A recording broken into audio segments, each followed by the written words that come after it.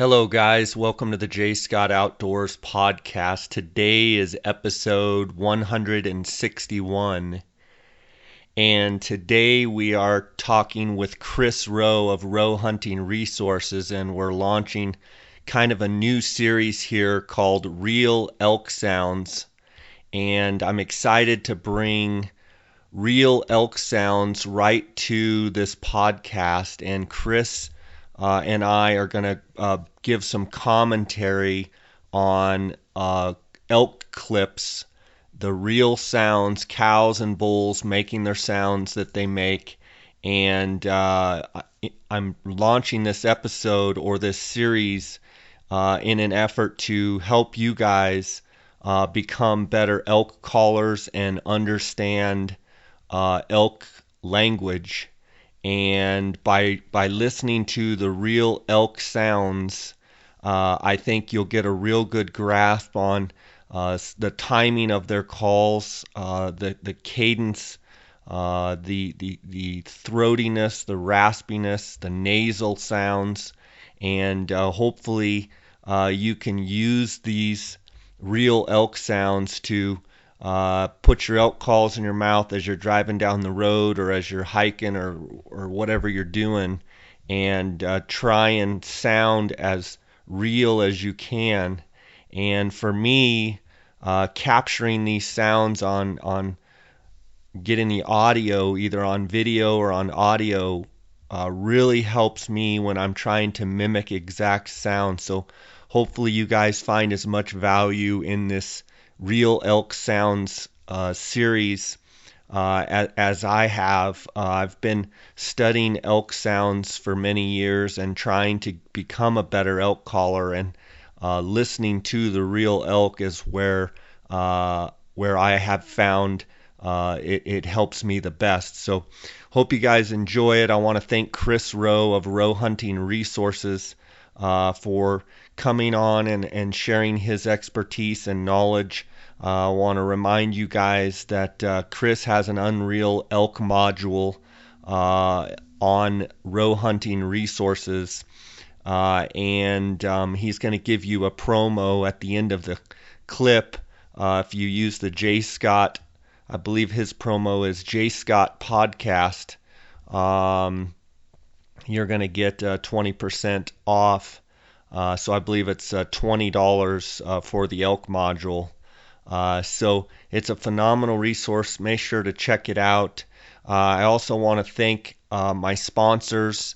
I want to thank GoHunt.com Insider for their sponsorship of this podcast. Their Filtering 2.0, which is dealing with draw odds and harvest statistics, and all the things that any Western hunter needs to know about putting in for units and what states to apply for and how to find hunts that are kind of hidden gems within the, you can do a bunch of studying within the numbers of GoHunt.com and Insider and find that hunt that maybe you could draw or maybe an over-the-counter tag.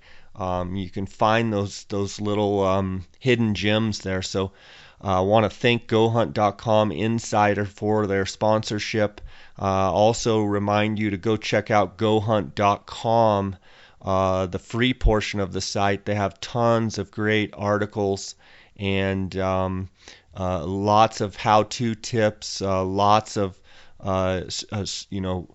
articles from pros around the industry, and it's just a great resource. I'd also like to thank phonescope.com and remind you guys that if you order and go to phonescope.com, you're automatically going to get 10% discount if you use the J. Scott promo code. So make sure you do that, as well as the Outdoorsman's. Cody Nelson and his crew over there selling optics and backpacks and machined aluminum tripods. If you give them a call, or go to their website and use the JScott promo code. You automatically get a 10% discount right off the top. So make sure you utilize those great offerings by those companies. Also, Utah Hydrographics, Wilderness Athlete. Wilderness Athlete, you get a 10% discount on all orders. And I want to thank Western Hunter and Elk Hunter magazines for their sponsorship. And don't forget to go to westernhunter.net/jscott and enter your email address, and you'll automatically be entered into a drawing for a $1,500 Swarovski optic credit through the Outdoorsman's in Phoenix. And all you got to do is enter your email address. The drawing is going to be here July 15th, so we're getting very close. Also like to remind you to go to ArizonaSuperBigGameRaffle.com and order your raffle tickets for elk and buffalo and bighorn sheep and coos deer and mule deer and turkey and javelina and bear, and they've also got an optics package.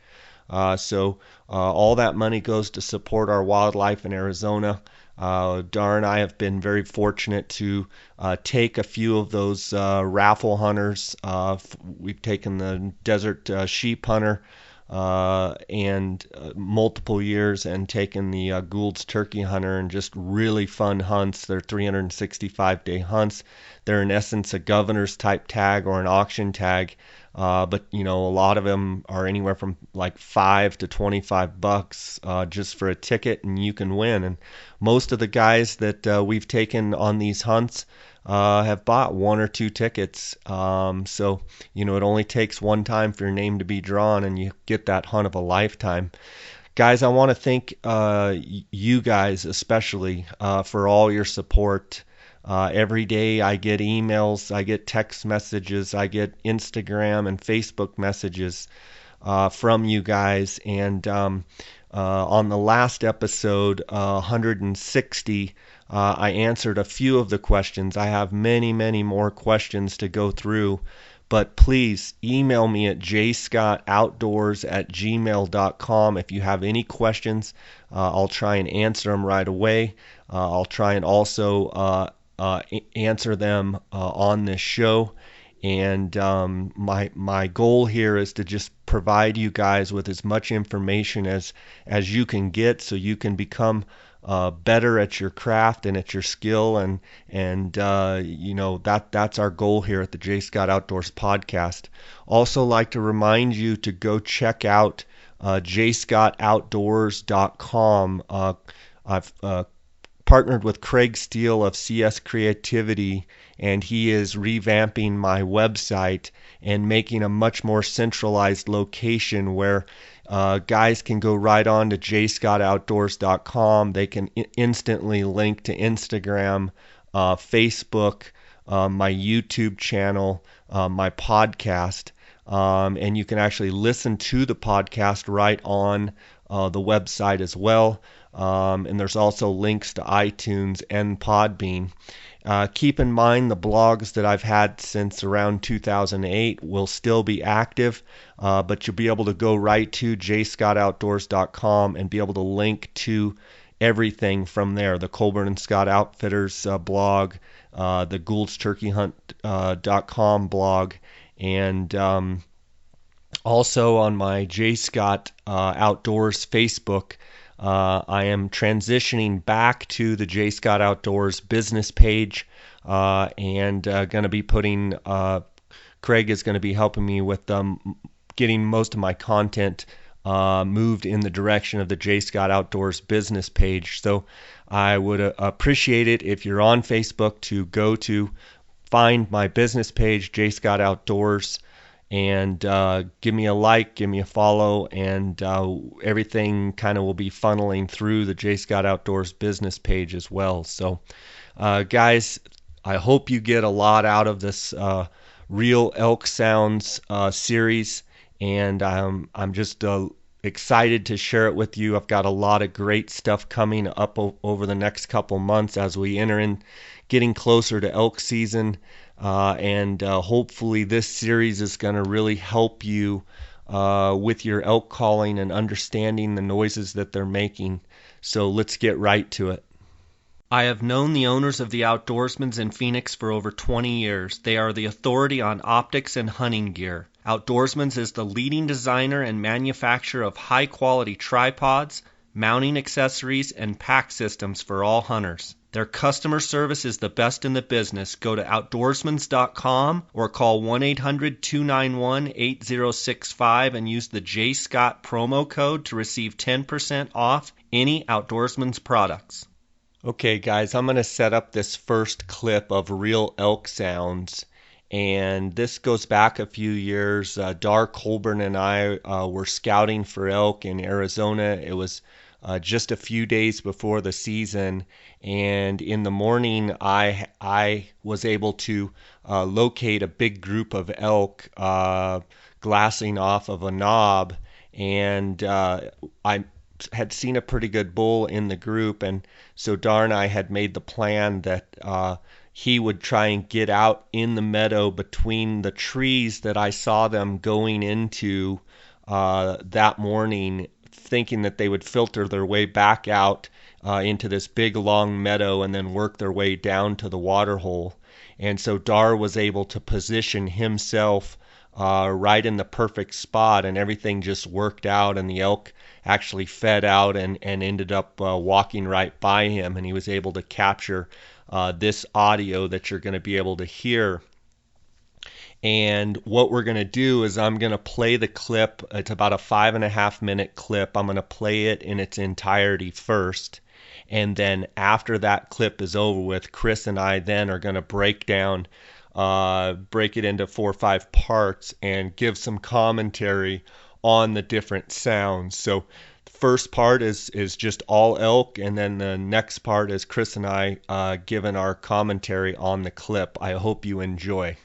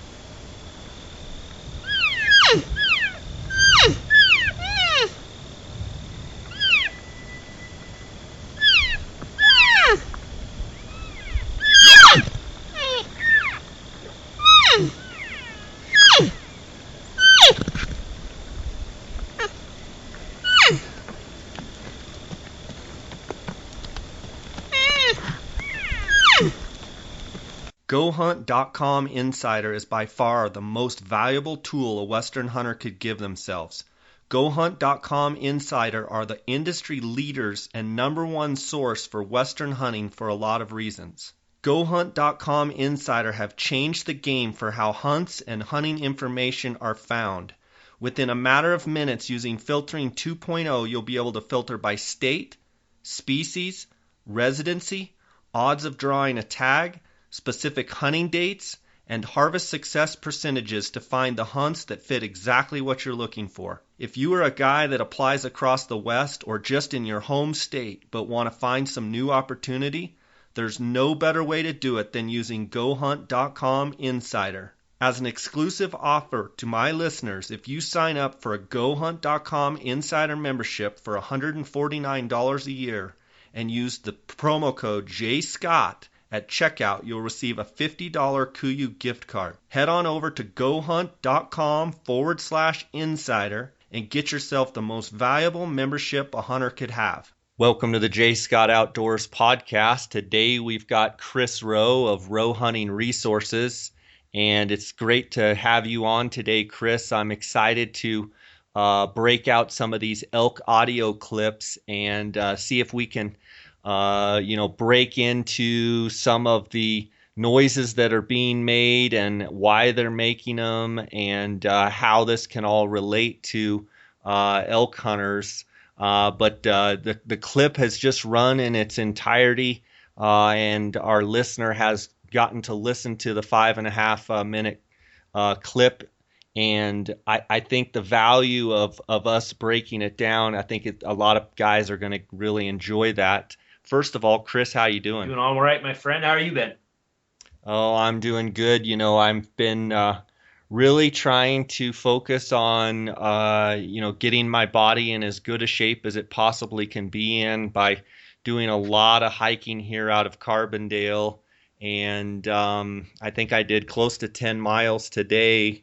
And, for me, just getting ready, the best thing that I can do is duplicate how I'm going to be elk hunting, and for me is hitting all these trails around Carbondale, where anywhere from 6,000 to 10,000 feet within a 15-20 minute drive of my doorstep here has got me really I've come a long ways in a couple 3 weeks that I've been really getting after it, so I'm excited about that. Well, have you told people yet why? I mean, have you told people what tag you drew? Well, yeah, I've mentioned it on the podcast. For those listeners out there, I drew a Utah beaver unit elk tag. I had 16 bonus points going in, and I actually just saw the numbers yesterday. I drew a 1 in 172. I'm the only non-resident that has the archery tag. There's 6 resident tags, so there's 7 tags total.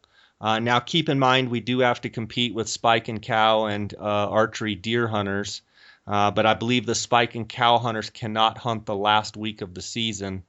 But 7, archery hunters, limited entry archery hunters. So, the quality on the beaver from everything I'm being told is good. And so for me, being fairly a flatlander coming from Phoenix, Arizona, Scottsdale, Arizona, there's no better way for me to prepare for this elk hunt than to be at elevation and to be, hiking at the elevation that I'm going to be hunting at. So Carbondale, Colorado is very similar to the town of Beaver, Utah, and the unit actually is very similar to where I'm at spending the summer here, and anywhere from 6,000 to 12,000 foot peaks.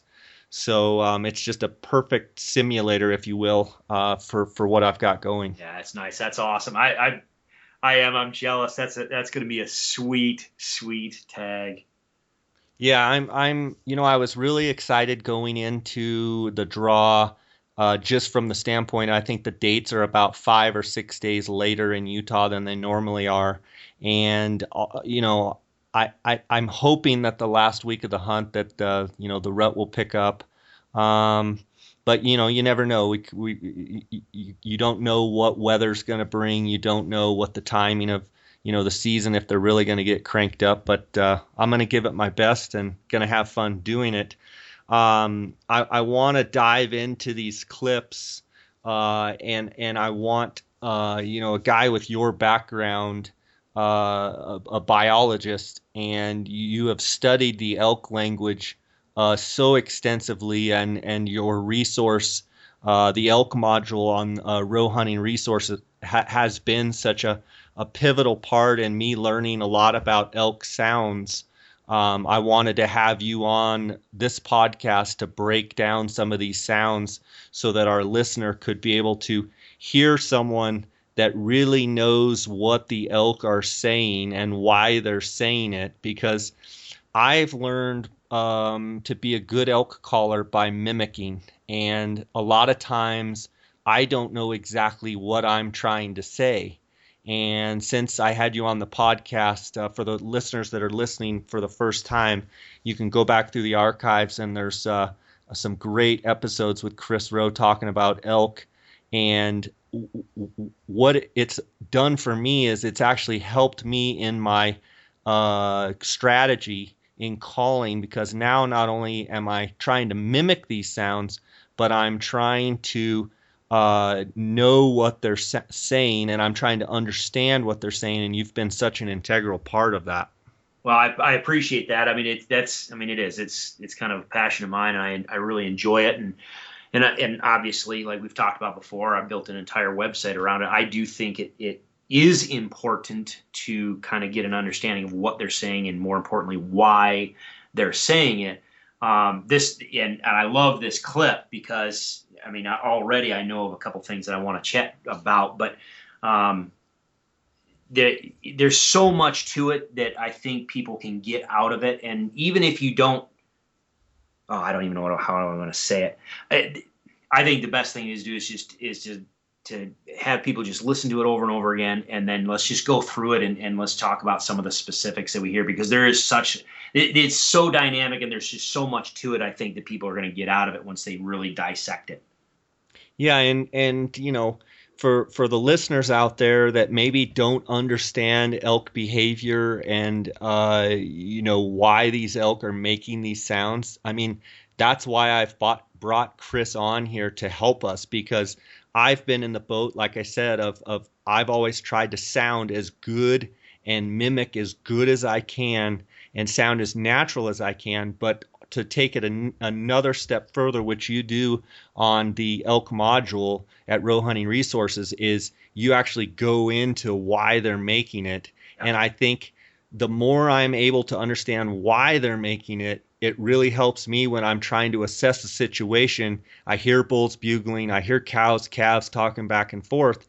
And if I just start chiming in, with saying the wrong thing, it would be as if someone comes into a conversation and they're not even talking about the same thing we're talking about. You'd look over and be like, what are you talking about? You're not even in the right context. Well, and that's the big one, if you're in the right context or not. And because people need to realize, and the same thing goes with this, and you and I talked about this just briefly, just being able to listen to an audio clip is one thing.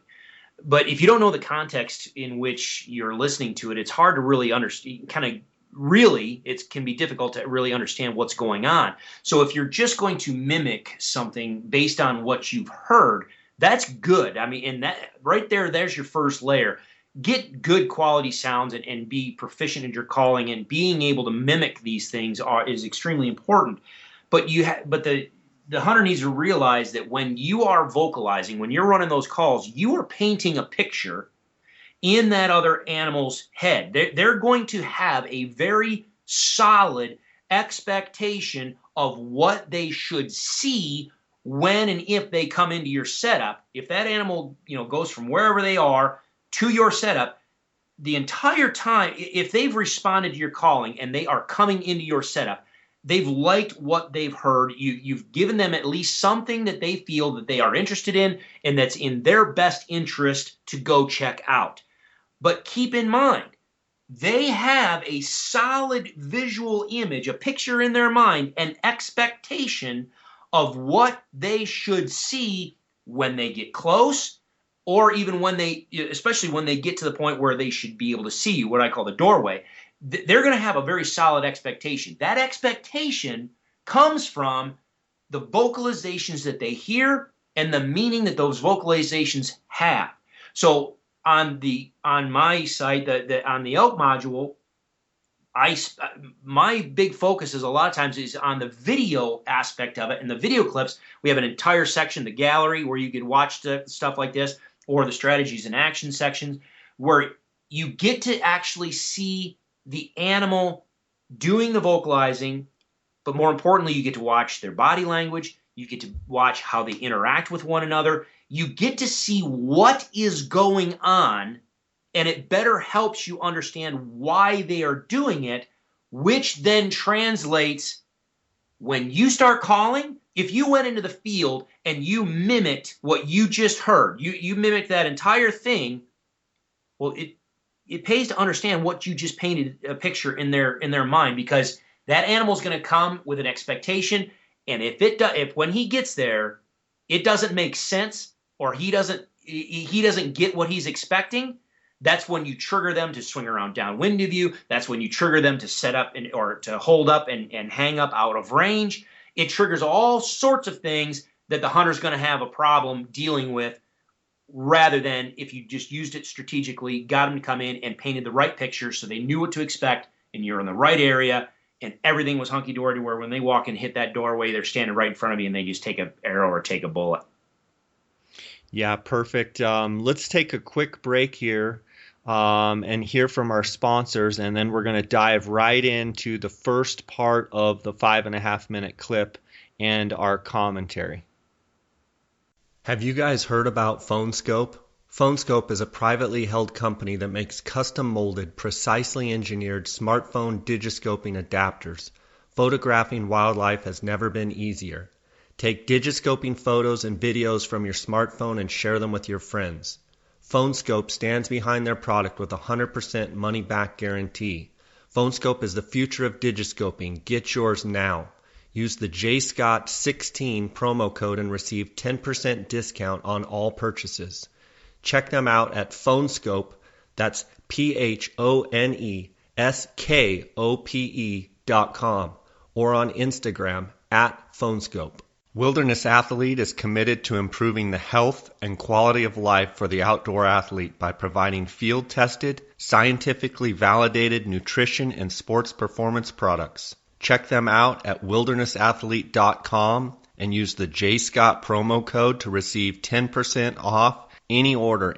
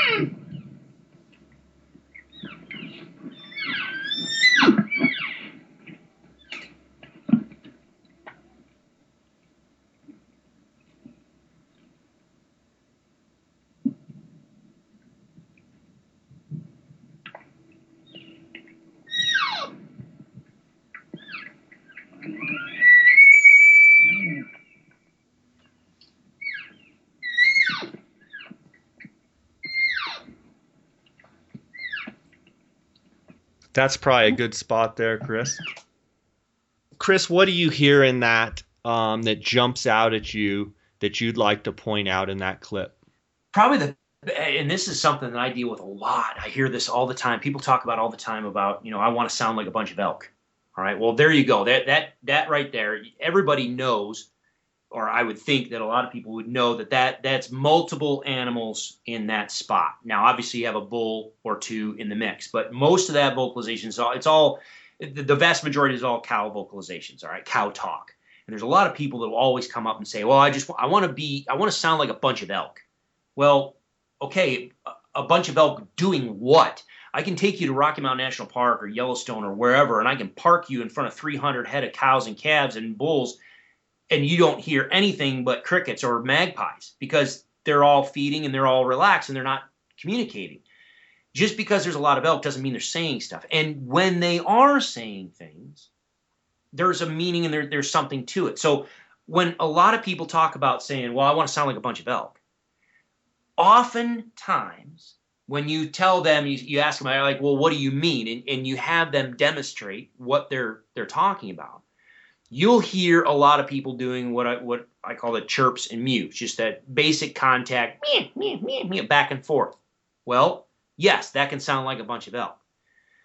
But in this case, if you really listen to this and you pay attention to the structure of the vocalizations that they're giving, you're going to hear there's very, very few basic contact mews. There's almost no chirp. I didn't hear a single chirp in there. Very rarely did I hear any contact mews. The vast majority of the vocalizations you hear in there from cows vocalizing are all lost mews. There's some whines in there, but they're all lost mews. Those animals are looking for a response. That vocalization is being used very specifically. Now, you've set up this video, and so people understand what we're dealing with here. But yeah, and for people that were maybe asleep in the intro, basically this clip is a bunch of elk that are coming out of the trees, working across an open area on their way kind of to a gathering spot, quote unquote, water hole. It's in Arizona on public land. It's in the evening time. And so you've got a group of, 30 to 40 elk, and they are moving from point A to point B. And it's exactly what you're saying.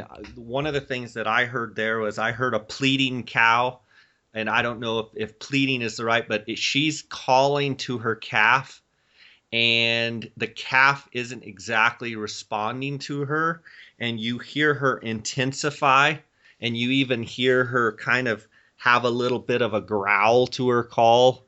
And I'm curious your take on that intensity of, in my mind, in going into English, it would be like, where are you? Get over here. I told you to get over here. What are you doing? What do you think she's saying? Well, the main cow. Yeah, absolutely. I mean, that the prominent cow vocalizing in there is giving a lost mew. She is looking for a response. I talk about all the time about what that, you can have a response that's visual, or you can have a response that's vocal, and it depends on what the cow wants and what she's going to get. But she is listening, or she's looking for a response. She is trying to elicit a response from someone. So if she doesn't get the response that she's looking for, if she vocalizes, and I separate things out into, generally speaking, a level 1, 2, or 3. Just basically, level 1 is very passive. Level 2 is a little bit more intense, and then level 3 is where you're putting a lot of emotion to it. Okay, so she builds it up. You hear her vocalizing, and yeah, that intensity level starts to build, and she starts adding that, what you call pleading. You can hear that inflection in her voice. She drags it out a little bit more. She emphasizes a little bit more. She starts putting a little bit more of that strain in that voice. She's pleading, if you want to say that, or she's just really putting the wood to that lost mew to say, I want a response. Where are you? Either give me a vocalization back or show up. I want you to make visual eye contact with me. Where are you? So absolutely, you nailed it. I mean, a lost mew, and that's what you hear throughout most of this, is a lost mew. These animals are looking for a response, and they're trying to stay together with one another, and they're trying to keep tabs on either another specific cow or a specific calf of, either their calf or some other's calf and somebody else's calf or another cow, but they're trying to maintain contact with one another while they move across the landscape. And to be clear, when you say lost mew, you don't mean that the elk don't know where they're at and they're lost. Within the herd dynamic and animals walking around and they can't see their calf, in this particular case, that main cow that is making the most sound that you hear, you hear say, where are you? You hear start pleading with it, and then you start kind of throwing some growl to it. She just can't see her calf within the herd. Correct. It's not like they're just wandering around. They have no idea where they're at. I just wanted to point that out. And then I think it's funny, and we hear it all the time, where cows and calves are going back and forth, and then all of a sudden the bull bugles, and you say, well, why'd that bull bugle? Well, I don't know that it had anything exactly to do with the predominant cow in this clip making all the racket. Probably not. I agree with that. Probably not. She's not. It's not like she's looking for that bull. She's not asking for the bull's there. I mean, if she wants that bull, she can just walk over to him. She knows where the bull is. So yeah, no, I agree with you. I think the bull is just bugling just to broadcast his location and saying anybody else that's out in the landscape, this is where we are. Come along with us. Right. We can probably go ahead and run another clip here.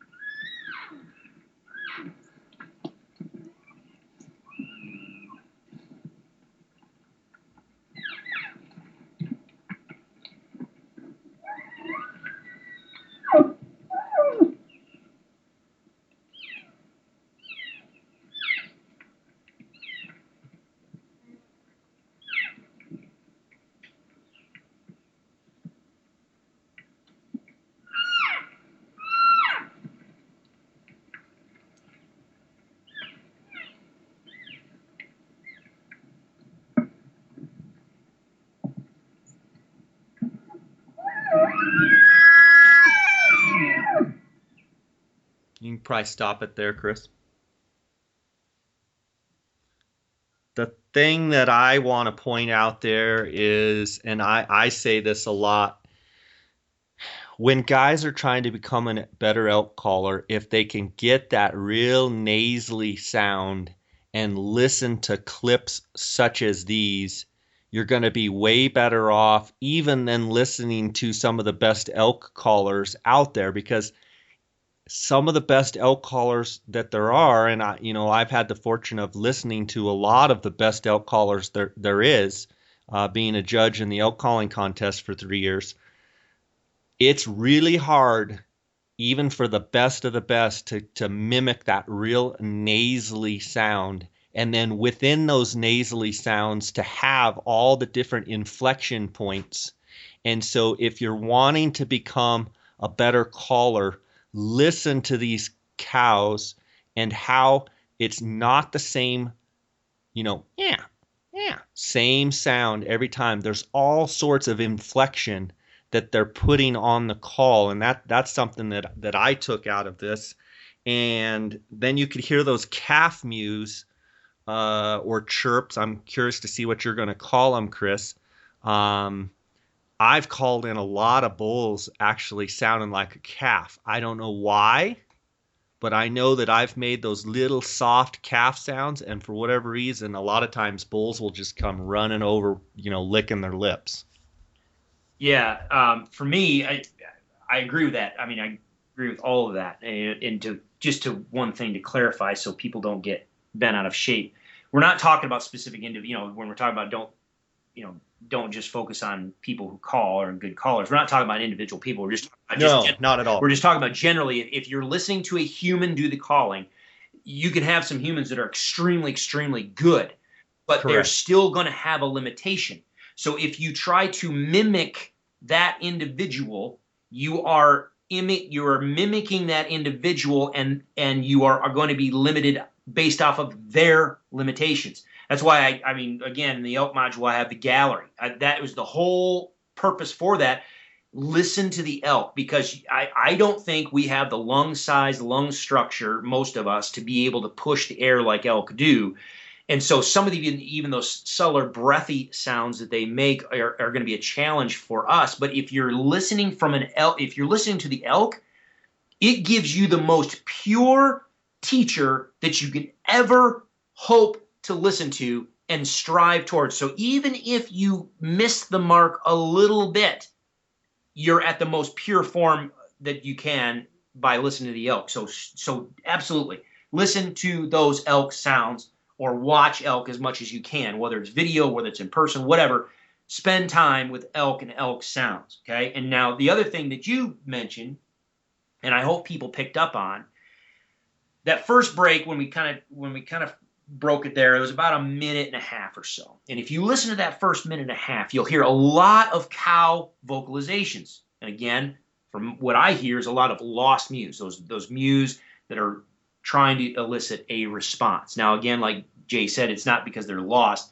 That's just the common vernacular. So for people that are just getting into elk hunting and they're not very familiar with terminology, for generations, long before I was even born, people that were calling elk generally classified and named that type of vocalization a lost mew because it was a cow that's separated and she's looking for someone, okay? So we just maintain that kind of vernacular. So a lost mew does not necessarily mean they're lost, it just means they're looking for someone. Well, that first minute and a half about, if you pay attention or you go back and listen to it, you're going to hear a lot of cows vocalizing. You'll hear the calves in the background, but you're going to hear a lot of cows vocalizing. Well, the cool thing about this, at about 1:30 to 1:45, you'll hear a transition. All of a sudden, I start picking up a few assembly mews that the adult cows start to tone down their vocalization. All of a sudden, you'll hear a couple assembly mews thrown in there, which that's a cow saying, I want you to come to me. So all of a sudden, boom, you get a couple of assembly mews, and then all of a sudden, you hear the bulk of the mature cow sounds fade off, and you'll have a handful of calf vocalizations in there. Now, those calf vocalizations, for me, are still lost mews. Those calves are looking for, presumably, their mothers or the adults that they were tagging along with. So they're trying to catch up, and they're either lagging behind or they're just trying to catch up. They're trying to make that final little contact with whoever they're trying to respond to and show up for. But the cool thing about this is, and people need to, and I think this is important for people to identify, if you are going to, and quite honestly, this whole thing would be classified what a lot of hunters would call excited cow calling. You'll hear people talk about excited cow calling. This, in my opinion, would classify as an example of what some people say excited cow calling.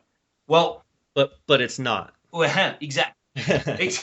It's what some people would call it. All right. So, but even then, all right, if you listen to it, there are ebbs and flows. There are high points. There are low points. There are places where there's a lot of vocalizations, and then there's places where it tones itself back, and only there's a couple vocalizations. All right.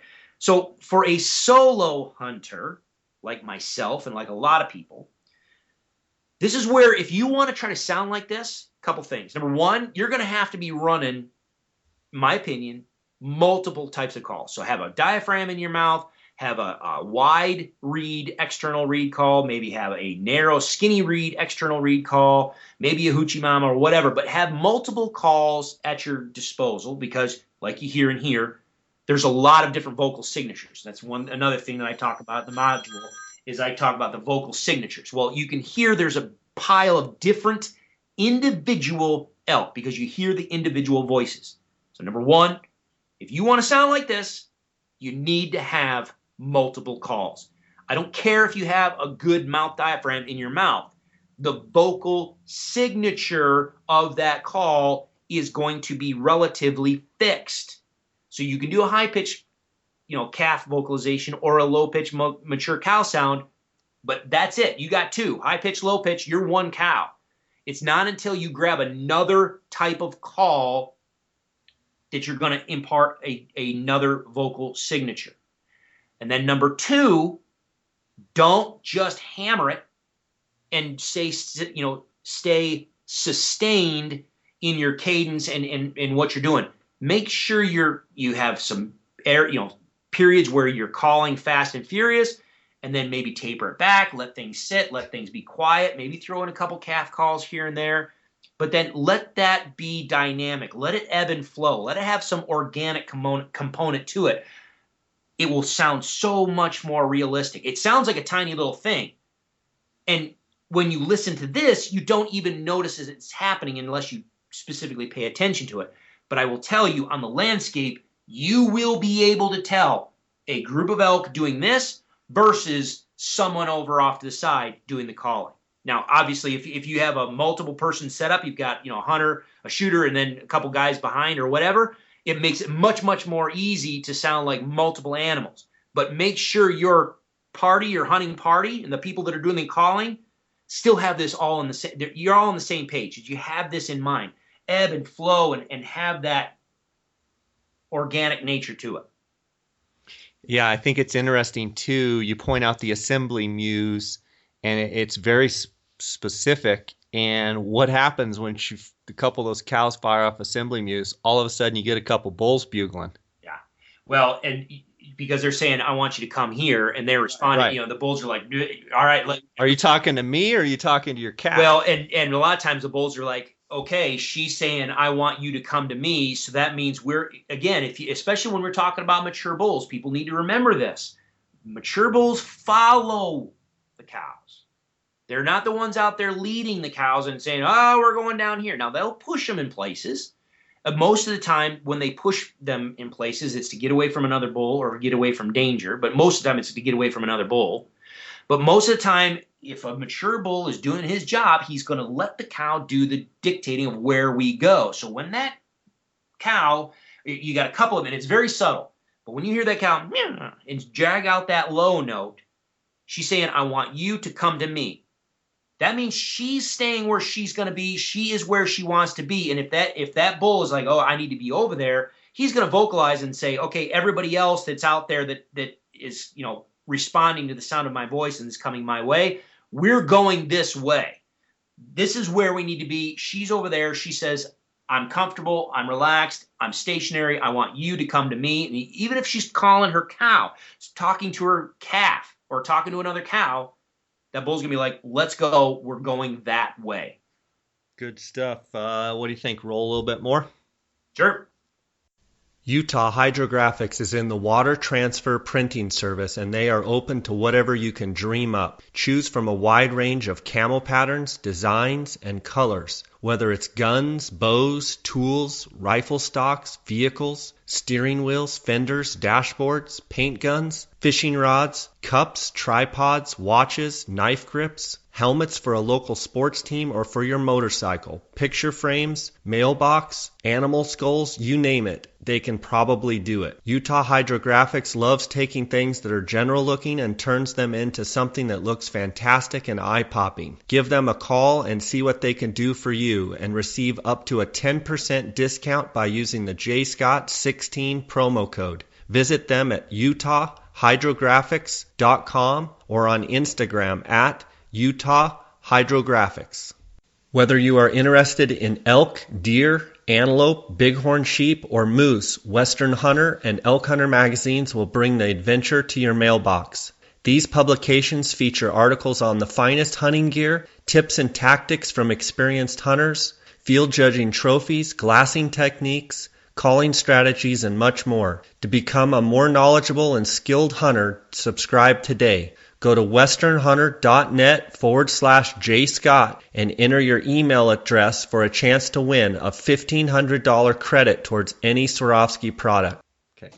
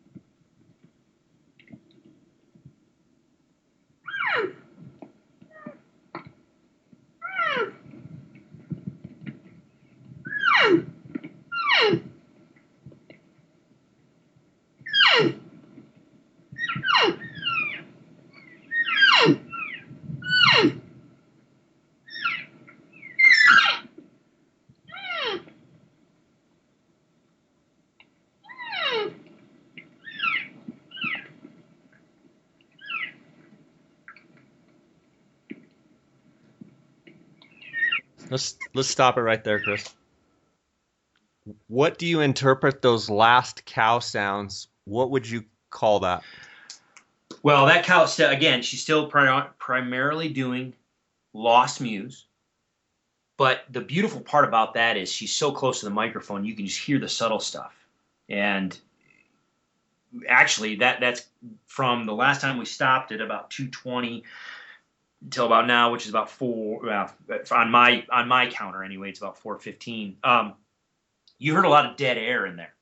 They actually, there was very little vocalizations to start, but the vocalizations you did hear were just those subtle, just whines and just breathy sounds. And that's that ebb and flow you're talking about too. Yeah, but more importantly in this one is, okay, if that bull is in close, if he's close and you need to get him to step out one more step or two more steps, or you've got to really just kind of finish that animal to finally come into your shooting lane, don't just statically just come and give your just basic run-of-the-mill mew. Because if you hear there, as you hear this, there's a lot of breathiness to it. There's a lot of, some people say emotion to it. Yes, there is. You can hear that. Okay? Add that stuff. And this cow at the end, again, she's mostly doing lost mews, but she's adding those, what I call, you can add, say, a demanding mew, or she can say a frustrating whine. You can do just regular whines, whatever you want to call them. But obviously that's the realism, but she's still trying to elicit a response. She's still trying to get someone to respond to her, and she's just adding that realism that I think people sometimes fail to make, and they forget that when you're using a diaphragm, you still can add your voice, or either your voice or your breathy sounds to that cow, that cow vocalization, that cow call. We talk about it all the time, and a lot of people talk about it all the time when we're bugling. If you want to get a more realistic bugle, you have to add those breathy sounds. You have to add your voice. Sometimes people forget that you can do the exact same thing with cow vocalizations, and I would argue you should, especially when they're in close, especially if you want to finish them, if you want to be that little bit better than every other hunter that's on the mountain. Listen to her and listen to those subtle sounds that she puts in there and try to incorporate those in your calling sequences. Great stuff. Let's roll it.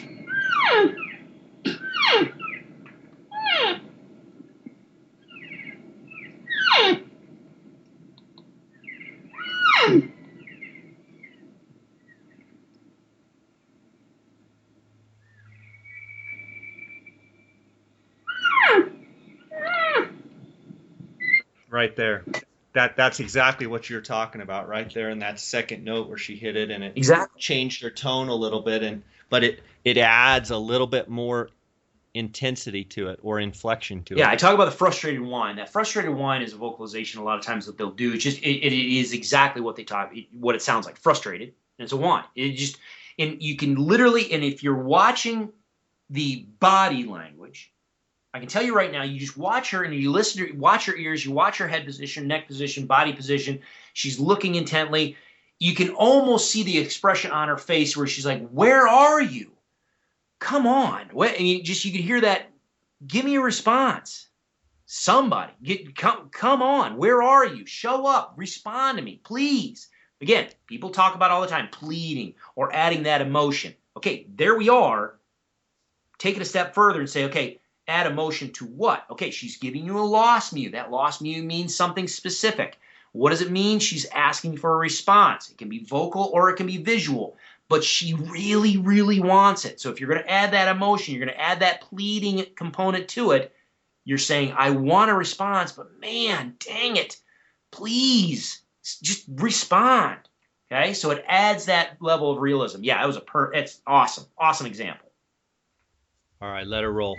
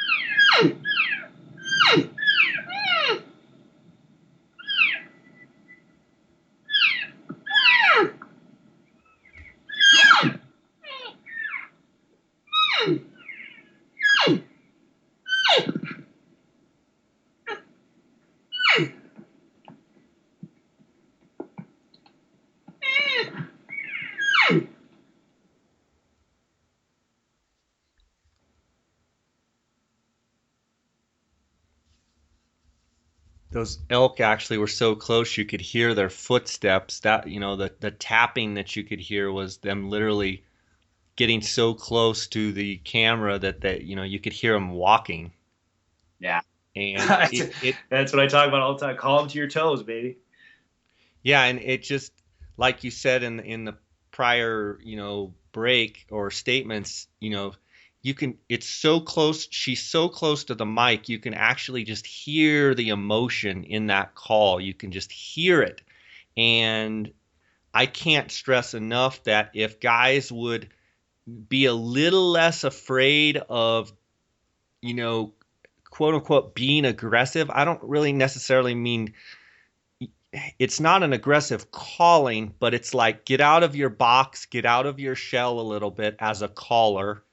Listen to these sounds over and over and over and mimic the emotion in these sounds. And when you get into the woods, actually don't be scared to initialize contact, and then because you've practiced so much making these quality sounds, don't be afraid to then put emotion in your calling.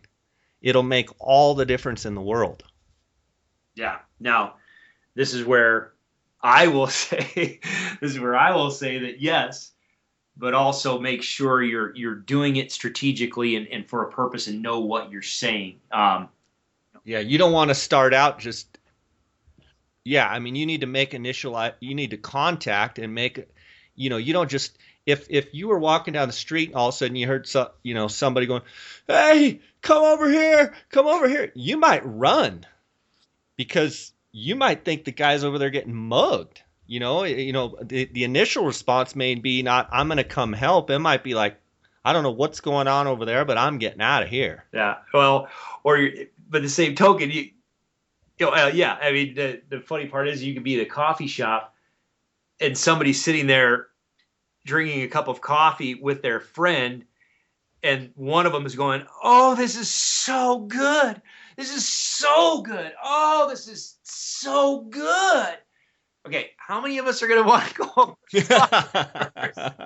All right, so you have contact vocalizations, what I classify passive vocalizations, where you really don't want to add emotion. All right, there is no point to add emotion, because you add emotion to your basic passive contact vocalizations, you are going to sound very, very straight. But you're going to be a freak. Yes, but yes, when you are talking about and I classify these as targeted. I talk in the elk module all the time about passive strategies, or in the Elk Hunter strategy app. People look at that and you'll hear me talking about, or see me talk about passive strategies, targeted strategies, and aggressive strategies. Well, this whole thing fits squarely in the realm of what I would consider a targeted. If I was doing the calling, this would be a targeted strategy, because I'm saying specific things to elk outside of my group. I'm saying vocalizations that are trying to speak to someone else other than the elk that are right there with me, right next to me, that I can see and that I can engage with on a visual basis. So yes, when we're talking about targeted vocalizations and targeted strategies like this, and we're talking about lost mews, assembly mews, frustrated whines, aggravated whines, all that, selfish mews, whatever, that, yes, pour the emotion into it. But if you're talking about basic contact vocalizations, maybe not so much. Yeah, for sure. That's great stuff, buddy. I really appreciate you interpreting these clips with me. I look forward to doing it again. I want to thank you for the great resource that you have at Row Hunting Resources in the elk module. I want to encourage the listeners that want to seek out more of and get a detailed interpretation and get to see the video and listen to Chris go through a bunch of these elk behavior and vocalizations, to make sure to check out the elk module. Chris, I want to give you a chance to tell people where they can find you. Yeah, I appreciate that. It's just www.rowhuntingresources.com, ROE huntingresources.com. And like Jay said, it's for those of you that, if you if you want a deeper understanding, if you want to have a better connection and really, I mean, just take your calling to the next level and really understand behavior and understand why these elk are doing what they're doing. Why is she saying what she's saying? And what does the body language, tell you? And how, when you're out in the field, if you see this and you hear this, if you want to understand what is going on so you have a better ability to predict what they're going to do and what the bull is going to do, or what the bull expects and what vocalizations that you might need to either follow up on or do differently, that's what the elk module does, and my website kind of helps folks do. We've got hours. I think now it's more, just the elk module itself has got more than 20 hours, and it's all video based. So in a large percentage of it, whether you're talking about the gallery, where it's just nothing but raw elk behavior, elk footage, elk vocalizations, not necessarily in a hunting situation, it's just watching the elk do what the elk do. You hear them, you watch them. I provide commentary. I provide, a breakdown of it, or the strategies and action section where we go out into the field in a hunting situation, but we still get to see the behavior. We still get to hear the vocalizations, and then I'm actively trying to call them in.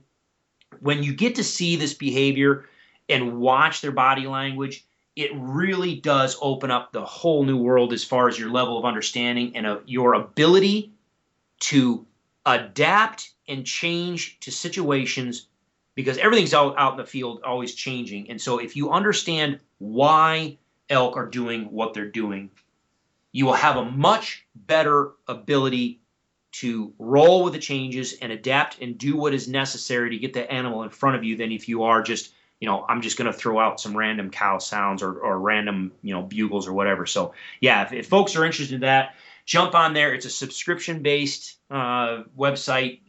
We've got either 3-month subscriptions or a full year subscription. The base price is either $25 for the 3-month or $50 for the full year access. And Jay, I've always done it for you guys. If they type in J Scott Podcast, as they go through and check out, there's a little spot for a coupon code. You just go J Scott Podcast, and it'll knock 20% off. So awesome! I thank you for doing that for my listeners. What do you have coming up? I believe you have an over-the-counter archery elk tag. I don't know how you're going to follow up last year.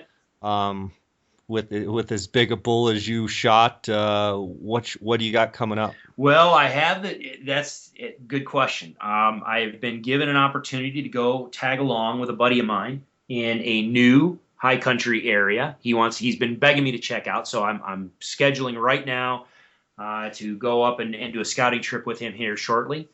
So we'll see what kind of bulls we see up in his area and see what opportunities there are there. I have the opportunity to go back to where I normally go if the bulls that my bull was running with are still there. If they survived, then we're going to be talking about a couple more bulls up there in that 340 to 360 class range that it might be hard for me not to go chase back after. But the problem is where these guys live is not easy to get to. So I'm going to have to do some more. I'm going to have to start working on my legs a little bit more. But so we'll see. But I've got my elk hunt. I'll probably be able to take that first week, maybe 10 days, and then I'm off to Arizona. Awesome, buddy. Well, thanks so much for spending time here with us, and I can't wait to crack into the next elk clip. I want to remind the listeners you're going to be able to view the video of this clip you just listened to on Row Hunting Resources on the elk module. And buddy, as always, everybody loves hearing your interpretations. Thank you for spending time with us here. Anytime. Thank you very much. All right, buddy. God bless.